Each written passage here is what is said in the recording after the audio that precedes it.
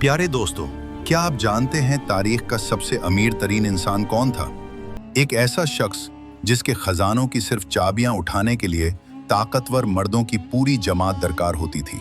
जरा तसव्वुर कीजिए, जब चाबियां ही इतनी भारी थी तो खजाने कितने अजीम होंगे। आज हम बात करेंगे कारून की, उसकी बेपनाह दौलत की, उसके गुरूर की और उसकी इबरतनाक तबाही की। कारून बनी इसराइल में से था और हजरत मूसा अलैहिस्सलाम की कौम का फर्द था। इब्तिदा में वो एक इबादत गुजार और इल्म वाला शख्स समझा जाता था, मगर वक्त के साथ दौलत ने उसके दिल को बदल दिया। रिवायात के मुताबिक उसकी दौलत के बारे में मुख्तलिफ आरा मिलती हैं। कुछ कहते हैं वो माहिर ताजिर था, कुछ कहते हैं उसे कीमिया का इल्म था, जबकि बाज़ उलमा के नज़दीक वो कानों से सोना निकालने का माहिर था। जो भी सबब था, वो अपने ज़माने का सबसे अमीर शख्स बन चुका था।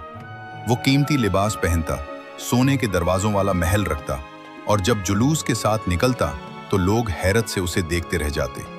कुरान में जिक्र है कि अल्लाह ताला ने उसे इतने खजाने अता किए कि उनकी चाबियां ताकतवर लोगों पर भारी थीं, मगर उसने गुरूर से कहा, यह सब मुझे मेरे इल्म की वजह से मिला है। यही तकब्बुर उसकी तबाही का सबब बना। जब अल्लाह ताला ने ज़कात का हुक्म दिया तो कारून ने इनकार किया।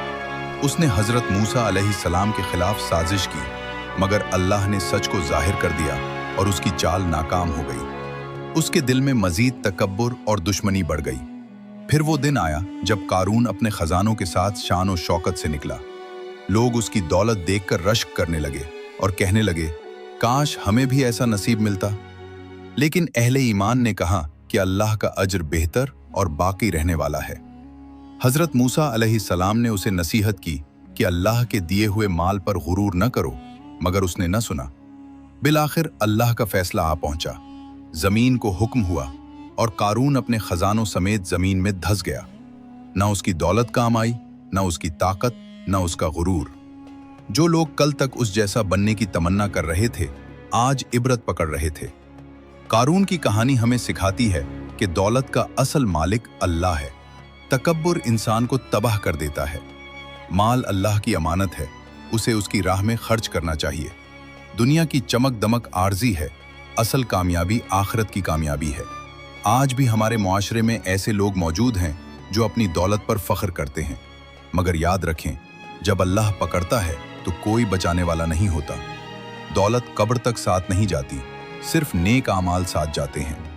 अल्लाह हमें गुरूर से बचाए, अपनी नेमतों का शुक्र अदा करने की तौफीक दे और सीधे रास्ते पर कायम रखे। आमीन।